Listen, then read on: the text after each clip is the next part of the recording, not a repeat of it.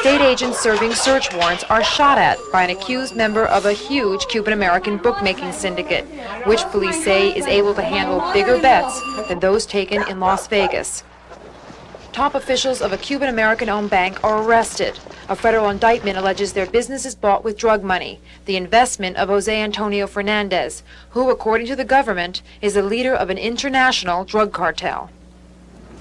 On the streets of Elizabeth, New Jersey, Mariel criminals engage in bloody territorial warfare. By its end, the body count is Mariel's 7, Colombians 11. The Mariels win. These are more than just snapshots of random crimes. Law enforcement says they fit into a bigger picture, all the handiwork of Cuban-American criminal organizations. There's no question that the Cuban element involved in organized crime is well entrenched in both legitimate and illegitimate enterprises. They are well entrenched, well established. They're here to stay. Over the past 25 years, Cuban refugees have left their economic and cultural stamp on South Florida. And as the legitimate community prospered, so has the criminal element. Broward Sheriff Nick Navarro was a federal agent in the 60s. He sees today's corruption as a carryover of what was going on in pre-Castro Cuba, his homeland. It was an environment that, of course, had to breed certain bad people in it. So when the exiles were coming over, there was no containing of those people. They came over also with the large number of good people. Gambling, both sports betting and illegal lottery, is the real stronghold of Cuban-American organized crime. There is no organized crime group that's going to challenge the Cubans. This week, we'll look at that strength, both north and south, as we examine the activities of the new mob. We'll expose Cuban-American organized crime's most lethal component, the Mariel criminals, who are building a pipeline of illegal activity that stretches across the country. It reminded me of the Mafia during the Untouchables. We'll look at the Scarface syndrome and chronicle the rise and fall of a major drug trafficker. The Scarface is not a myth at all. In fact, it's a part of reality. And we'll tell you about law enforcement's frustrations with trying to get a handle on these criminal organizations. It's just like shoving sand against the tide. But first, drugs and the Colombian connection. In drug trafficking, Cuban-American organizations here are often allied with Colombian groups. Colombians importing the drugs, Cubans distributing them. They have the know-how, they know the system. They've been in the business for quite a while now, and they know the country. They don't have the language barriers anymore. That connection sometimes leads to violence. I just heard a frrrr, and that was it. In 1983, 3 Colombians were executed gangland style in this upscale South Dade neighborhood. Police suspect they were retaliation murders ordered by a Cuban-American drug organization. But authorities say the Cuban-Colombian alliance is usually nonviolent, one of necessity, both here and in the Northeast, where there are established Cuban-American populations. This is Union City, New Jersey. Around here it's known as Little Havana on the Hudson. Its Latin population is estimated to be 80%, and its Mariel and traditional Cuban crime problems mirror those of Miami. Drugs shipped from Florida are often transported here by Mariel couriers, delivered and distributed, making their way onto the streets, often through Latin-owned groceries called bodegas. We have a search warrant for this store. In this bodega in Elizabeth, New Jersey, an organized crime strike force found the most lucrative and best-selling item was cocaine, sold over the counter. Some of the drugs entering the United States come through the Havana connection. The Cuban government gives safe harbor to boats and planes transporting drugs from South American countries to the U.S. And Castro is also alleged to have a direct hand in trafficking by allowing cocaine to be processed in labs on the island, labs run by Colombians and guarded by Cuba's secret police. Colombians process it, Cubans work the forklift, package it, and do other things. People in Cuba think these labs are for fertilizer, toxic fertilizer. No one knows what it is. This man is a former member of the Cuban army, now in police custody in Miami. He says he once worked in one of Cuba's labs. Later, he was sent to the United States through the Mariel boat lift with a mission to sell drugs. And he claims some Cuban-American drug traffickers living here deal with Cuba as a routine part of their businesses. There's evidence to support that claim. Jose Alvaro Cruz, a suspected Cuban-American drug lord. He was once an anti-communist freedom fighter, a member of the Brigade 2506 invasion force that stormed Cuba in the Bay of Pigs. And yet, 15 years later, he received a Cuban passport in Spain. His link to Havana was discovered after a 1978 arrest on cocaine charges. Everybody knows Alvaro Cruz. They call him the Godfather.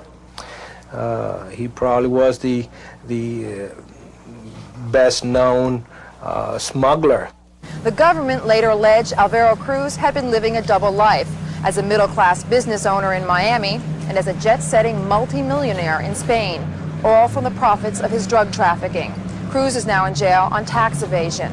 Authorities say his organization is typical of Cuban-American criminal networks. There's little competition among groups and plenty of opportunities for lower-ranking members to advance. Today's pot offloader may be tomorrow's drug boss, one who may be able to extend his influence beyond trafficking into political and business circles.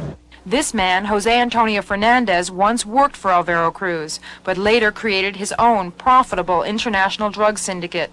Last week, he pleaded guilty to using some of those profits to buy the Sunshine State Bank.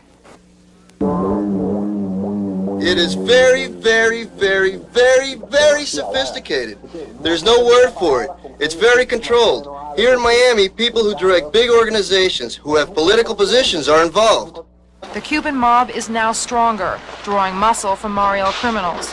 Tomorrow we'll take you along a pipeline those criminals are building, a conduit for organized terror and violence, beginning in Miami and branching out around the country. With a Target 10 investigative report, Victoria Corderi, Channel 10, Eyewitness News.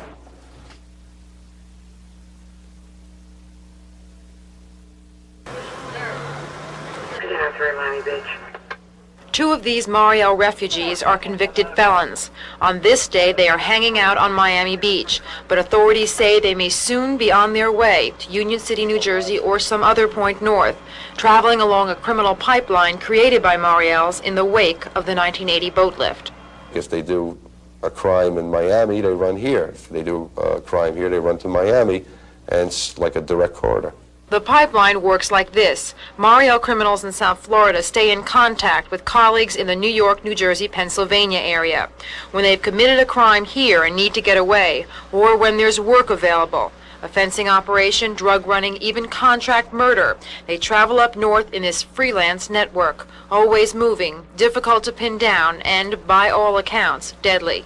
I would describe them as cowboy type. Wild, Wild West, shoot them up, you know, don't really care for any bystanders that were around. So death is nothing. If they have to kill someone, that's too bad. If they get killed, so be it. Intelligence shows the pipeline extending to Kansas City, Las Vegas, New Orleans, and Los Angeles, but the main area of circulation remains the north-south connection. It is the first sign of how Mariel criminals have evolved since the boat lift. Official estimates of the number of criminals recently were revised upwards. As many as 25,000 refugees are involved in criminal activity, several hundred thought to be agents sent by the Cuban government. However, many in law enforcement admit we really have no idea how many hardcore Mariel criminals and Cuban government agents are operating here. Even Cuban undercover agents have a difficult time infiltrating groups of Mariel criminals. They're seen as a secret subculture, relying heavily on the supposed magical powers of the Afro-Cuban religion Santeria, buying potions in shops called botanicas. Potions they believe will protect them from police and make them invulnerable to bullets. The criminals use an astounding number of false IDs and aliases, frustrating police with their street savvy. And I think that we're going to pay the price for that savvy as the years go by, as they get smarter about crime. If the police don't take care of this problem, we're going to be overrun with crime. By 1984, Miami police uncovered evidence we had begun to pay the price. Mariels were organizing into gangs, using sophisticated weaponry and taking big risks, even ripping off drug dealers. The biggest risk you can take in life is, you know, robbing a narcotics dealer. If he catches you, you're dead. That fearlessness made them prime draft choices as hitmen and soldiers for established Cuban and Colombian criminal organizations. Prisoners we spoke with say the Mariels feel used by the established traffickers. They work with Cubans who have been here a while. Mariel's coming from Cuba, never having seen $1,000, hear them say, I'm going to give you $1,000 to kill this person or to go to Colombia. In Cuba, someone with $1,000 is a millionaire. They've more or less taken these people into their organization. Better to have them with you than against them.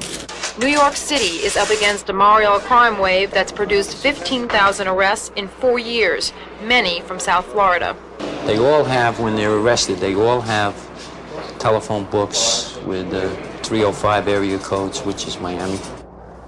This blighted area used to be the center for Mariel criminal activity in the Bronx. They not only lived together, but they were so close-knit they even moved together. At least 30 Mariel criminals who once lived here on Harrison Avenue one day took off to this place, Harrisburg, Pennsylvania, 180 miles away. Some in law enforcement refer to this as the Cuban Alps. It's where Mariel criminals come to find safe haven along the pipeline and have created a small but dangerous community. During the investigation of a violent armed robbery, Harrisburg police came upon the Harrison Avenue gang. In this unlikely setting, 125 Mariels had been arrested for 481 crimes in 3 years. They're really good at being bad. They're really good at it. They don't play around. Harrisburg is near Indiantown Gap, the former site of a Mariel internment camp. That and the city's strategic location have made it an attractive hideout for fugitives. We're 4 hours away, not even 4, probably 3.5 hours from New York City, 4 hours from Pittsburgh, within an hour and a half from Philadelphia, Baltimore, Washington, D.C. And several hours from Union City, New Jersey, where Mariels are credited for a surging crime rate, where street deals are a common sight, even in the frigid cold. Or from nearby Elizabeth, New Jersey, where Mariel Colombian territorial warfare alerted police to the new threat on the streets. And there's the lookout. See him? Where? Yeah, right there, with the fur collar. Lookouts protecting bars where drugs change hands are a common sight on Elizabeth Street, says Detective Eddie Glassman. He's known there among Mariels as El Diablo, the devil. He says the criminal pipeline is clear-cut. Right now you're passing under the corridor, north-south corridor from Miami to New Jersey, New York, Route 95. So clear-cut, in fact, Glassman worked with Miami Beach police and solved 6 murders in Elizabeth and South Florida by pooling information. Miami Beach remains a hot area for Mariel crime problems, and there's evidence it may get worse. Sources say a protection racket is filtering through South Beach.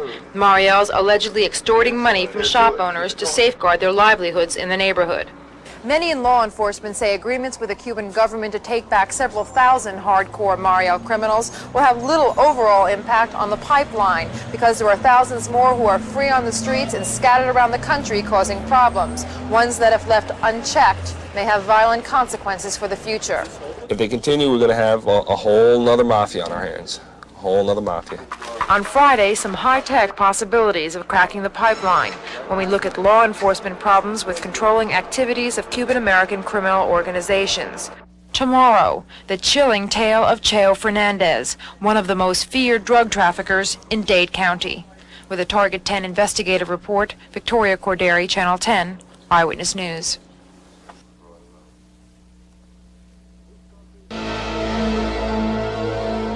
This country, you gotta make the money first. Then when you get the money, you get the power. Scarface. Many in the Cuban community found the criminal rags to riches story offensive.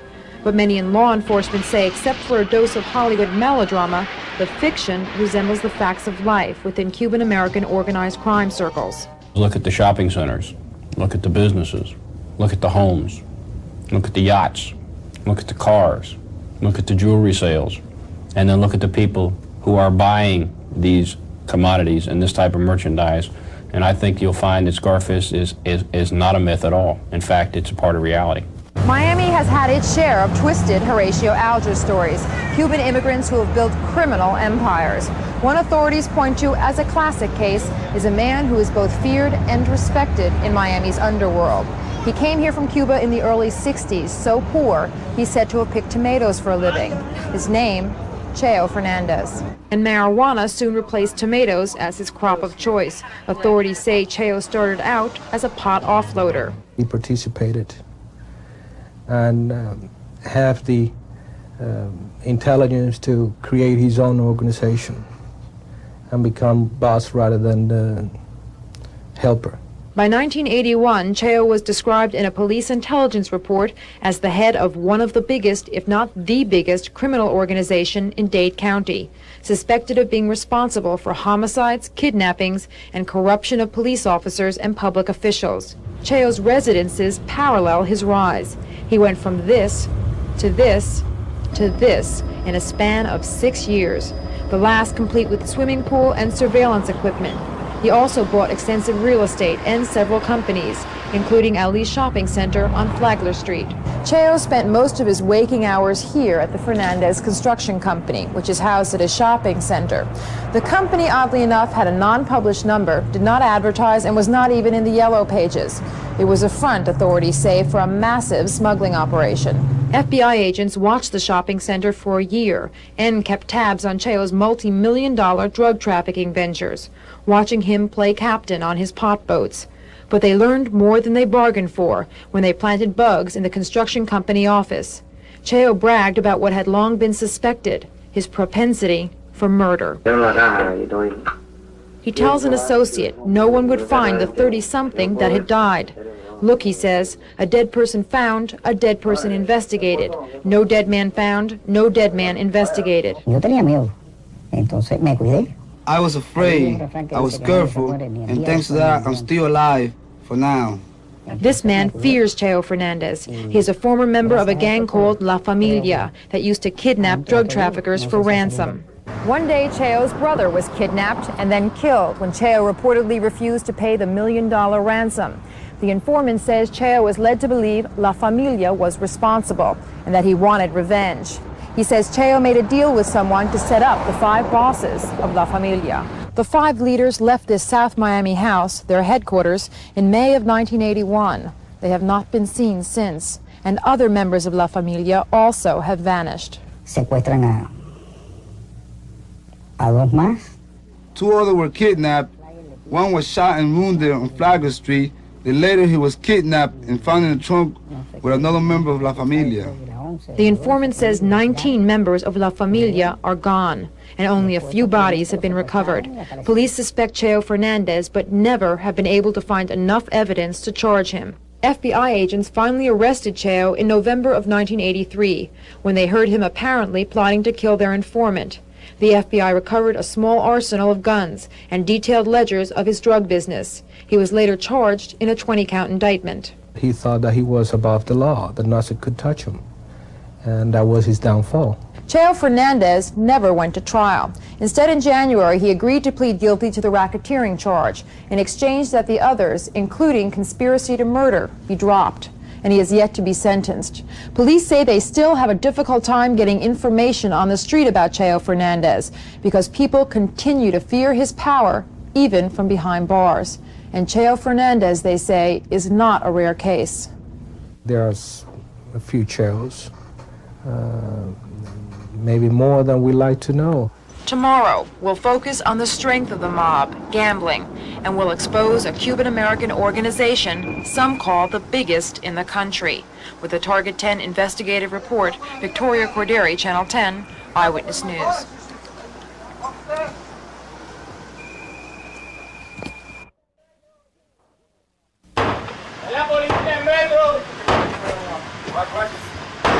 Man upstairs, please! This illegal lottery operation allegedly takes in $3 million a year, considered small time compared to most in Dade County. The average annual take in wagers for the large groups would be $5 million approximately. The smaller groups are down to about $1 million or $2 million a year. The take is considerably higher in this alleged sports betting organization, lottery's wealthier cousin. Here, the high-rolling averaged $2 million a week. The sky was the limit in betting, and the sky fell 2 weeks ago when 11 were arrested, including the accused boss, Alfonso Ramos. The type of wagers he accepted would not be accepted in Las Vegas. Nobody could handle the payoffs out there. Paying over $6 million on one bet. In Dade County, authorities say illegal gambling, both sports betting and lottery, is controlled by Cuban-American organizations. Even in operations in Dade's black areas, the bet takers, called writers, may be black, but the bosses are nearly always Cuban. They have taken over a majority of black writers because of the incentive in giving more of profit to them. The Cubans are tougher than the ordinary mob, which you want to say LCN or Mafia, whatever you want to. There is no organized crime group that's going to challenge the Cubans. Dallas businessman Bill Breen speaks from experience. For 2 decades, he's worked as an informant in numerous traditional organized crime gambling operations across the country. He helped take down the Miami-based sports betting network allegedly run by Alfonso Ramos. I say that he is the biggest in his own field of bookmaking. I don't believe I've ever seen a man that doesn't even hesitate to take action. And there was plenty of action. Breen says he bet $688,000 with Ramos in less than a month. He's seen here in his Dallas home last fall, phoning Little Havana, placing bets with Ramos's alleged organization, all of which he taped while on assignment for the Florida Department of Law Enforcement. Chicago's 2.5 and 44. Bill Breen and an FDLE agent posed as members of a fictitious Irish mob during a sting operation the state set up out of this Tampa bar. Ramos and friends traveled to the bar last year, allegedly to pay off an $8,300 gambling debt. He paid $8,000 one week, $5,000 the next week, $160,000 a week after that, and $42,000 a week after that without batting an eyelash. So his word was good. And his money was good. Good money, good lifestyle, for a man who has no known occupation. Ramos lives regally in South Dade, allegedly presiding over at least 9 separate sports betting operations, with ties to New York and New Jersey. The stakes are higher in illegal sports betting than they are in illegal lottery, which is more commonly known as bolita. In bolita, the daily winning numbers are taken from the outcome of the dog races. The bets are small, the odds against winning are big, and the general perception on the street is it is the most innocent of crimes. There are other things worse than that. I don't play bolita, you know, but it's not a crime. You don't think it's bad? I don't think so. They play anyway. Most of the people, they play. Bets are often taken by waitresses in cafeterias and employees of small groceries called bodegas. The betting slips, as this police surveillance film shows, are dropped off to a contact who takes them to a counting house where the night's proceeds are tallied. When he brings the tickets, I don't know anything after they leave here. I don't know. Don't know nothing. At this suspected counting house, police find a frightened woman who was a secretary by day and, they say, a bolita bookkeeper by night. 16. At another alleged counting house in Hialeah, police arrest, among others, a 16-year-old junior high student who they say was on the payroll. Both raids netted only what police believe are lower-level members of bolita operations. They are more concerned with arresting the bosses, many times a challenge. Some Cuban numbers operations are highly sophisticated. Take the case of Jose Toimillo. Police say he owned and controlled both sides of this block in Hudson County, New Jersey, which they say he used as a base for a multi-million-dollar lottery operation. And police say his organization was particularly tough to penetrate because of the inventive counter-surveillance tactics he used. Police say bets were taken over the phone, and Toimillo had all of his rigged, so the calls were nearly impossible to trace. The accused boss pleaded not guilty and awaits trial. The organization is one of the most significant in the Hispanic community, which was limited to gambling. But when police talk of the king of gambling, it is this man they point to, Jose Miguel Battle. Police in South Florida and in the Northeast call him the godfather of numbers operations. Reputedly, and again only from intelligence, Battle is an extremely powerful person in the bolito and probably has several different major organizations which are actively involved. Battle was a member of Brigade 2506, the CIA-trained invasion force that tried to overthrow Castro in the Bay of Pigs. He is seen as a strident anti-communist, and he is, according to police, well protected in the Cuban communities of the Northeast. But Battle's activities were not confined to the Northeast. In 1977, he was extradited to Miami to stand trial for ordering the contract killing of an associate. The assassination took place in this Opa-locka apartment, and Battle was convicted of 2 of 3 counts relating to the murder. He served fewer than 3 years. Battle now lives in Dade County. He's involved with several legitimate businesses here and in New Jersey. Police are still investigating his alleged criminal ties to the Northeast. But as law enforcement priorities go, gambling ranks far behind drug trafficking. It's a commonly held view, and some say a short-sighted one. Organized gambling represents the greatest source of money for organized crime to engage in all of their other criminal enterprises.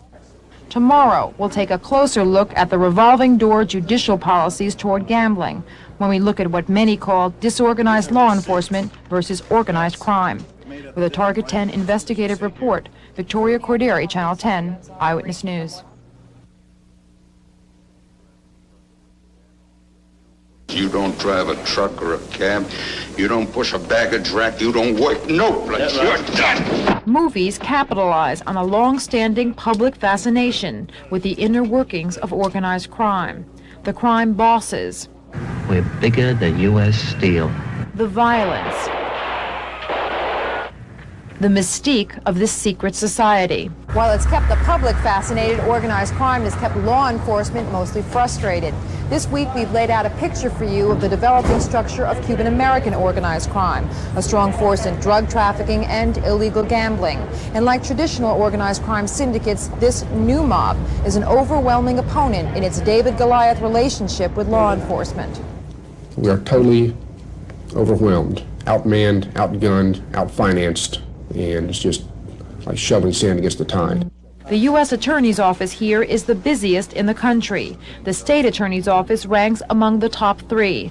With the crushing caseload, prosecuting drug traffickers takes priority, a sore point for investigators whose specialty is gambling. When Metro-Dade's organized crime officers broke up this alleged illegal lottery operation last December, the accused boss, Rafael Echemendia, was not talking. I don't know. What do you want to tell you? I don't know. They brought me over here. I don't know nothing about nothing. Police say he has little reason to. He knows the courts are on his side.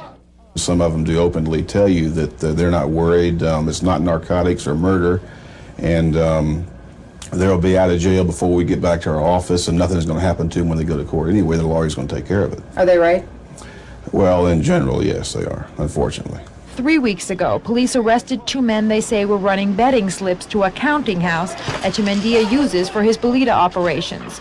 Proof, police say, Echemendia is back in business. These code numbers were in the evidence that we seized back on December 11th from Rafael Echemendia's house.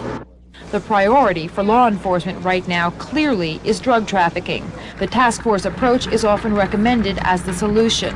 Task forces are designed to overcome jurisdictional problems individual agencies have, but they sometimes create problems of their own. There is no question that amongst law enforcement agencies there are tremendous jealousies. Whenever you set up a task force, the first question is, who's going to be the guy in charge? Task forces may be just one more ingredient in a bureaucratic alphabet soup. When we sell cocaine to the bad guys, we have to check with DEA, FBI, task force, customs, FDLE, and sometimes ATF to make sure that we're not selling to another law enforcement agency.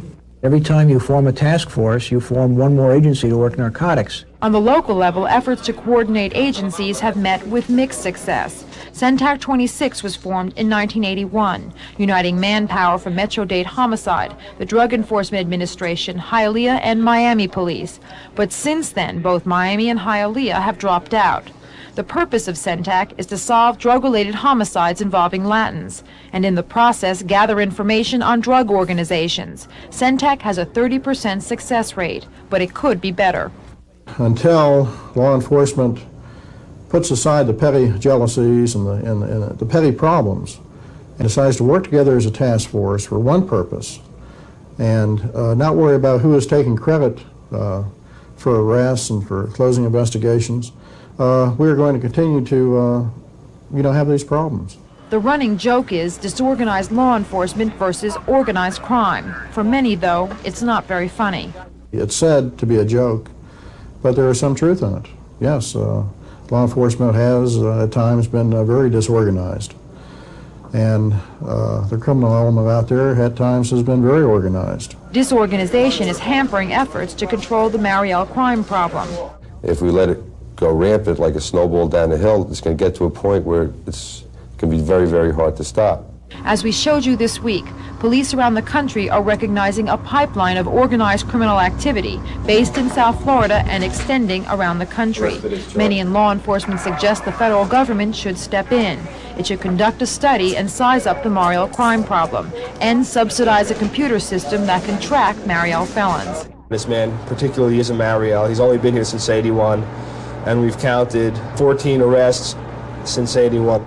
Harrisburg, Pennsylvania is one of the stops along the pipeline. Officials there decided to set up their own tracking system, but they want the federal government to help pay to make the system available nationally. We think that they should pay for the computer system, and while that's not a panacea, it establishes the informational link, and it is that information that you need for identification and prosecution.